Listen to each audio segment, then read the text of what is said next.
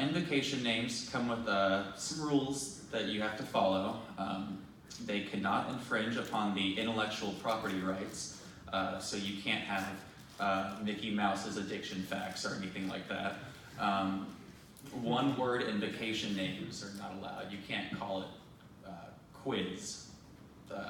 Articles like the don't count, so the quiz isn't going to fly either. It cannot contain the keywords Alexa, I don't want to say it too loud or everything's going to wake up, or Amazon or Echo.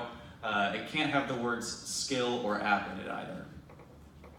Invocation names must contain only lowercase alphabetic characters.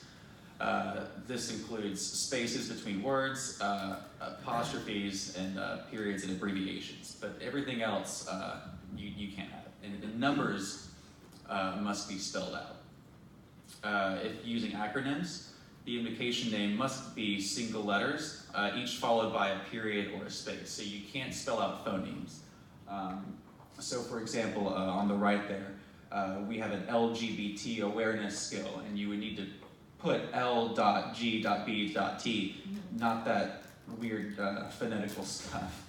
LGBT, like the Bee Gees.